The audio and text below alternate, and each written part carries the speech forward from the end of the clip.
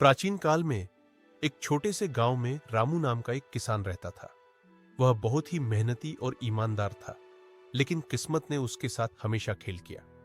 रामू के पास थोड़ी सी जमीन थी जिस पर वह अनाज उगाता था। उसके पास एक गाय भी थी जो उसके परिवार के लिए दूध देती थी। एक दिन गांव में एक साधु महाराज आए। वह गांव के लोगों को प्रवचन देने लगे।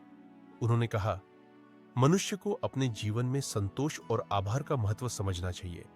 जिसने संतोष और आभार को समझ लिया, उसने जीवन का असली अर्थ जान लिया। रामू ने साधु महाराज की बातें ध्यान से सुनी और सोचने लगा कि शायद उसका जीवन इसी कारण से कठिनाइयों से भरा है, क्योंकि वह संतोष और आभार को ठीक से नहीं समझता। साधु महाराज ने अपने प्रवचन के बाद गांव के लोगों से कहा, मैं आज रात यहां रुकूंगा। जो भी मेरे पास आएगा उसे मैं आशीर्वाद दूंगा और उसकी समस्या का समाधान बताऊंगा। यह सुनकर रामू के मन में एक आशा की किरण जगी। उसने सोचा कि शायद साधु महाराज की कृपा से उसका जीवन बदल सकता है। रामू उस रात साधु महाराज के पास गया और उन्हें अपनी सारी समस्याएं बताई। साधु महाराज ने मुस्कुराते हुए कहा, रामू, तुम्हारी समस्याओं का समाधान बहुत सरल है। तुम्हें अपने जीवन में आभार और संतोष को अपनाना होगा।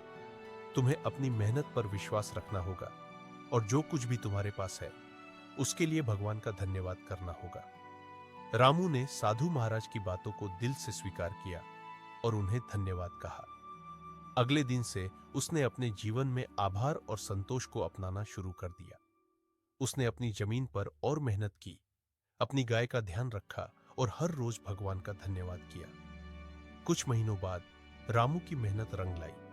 उसकी फसल पहले से बेहतर होने लगी और उसकी गाय ने अधिक दूध देना शुरू कर दिया।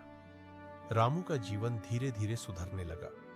उसने अपने परिवार के साथ खुशियां मनानी शुरू कर दी और साधु महाराज की बातें हमेशा याद रखी। रामू के जीवन में आए इस बदलाव को देखकर गांव के अन्य लोग भी प्रेरित हुए और उन्होंने भी आभार और संतोष को अपने जीवन में अपनाना शुरू कर दिया।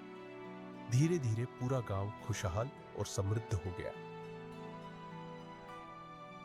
इस कहानी से हमें यह शिक्षा मिलती है कि जीवन में संतोष और आभार का महत्व बहुत बड़ा है। जब हम अपनी मेहनत पर विश्वास रखते हैं और जो कुछ भी हमारे पास है उसके लिए भगवान का धन्यवाद करते हैं, तो हमारी जिंदगी में खुशियां और समृद्धि अवश्य आती है।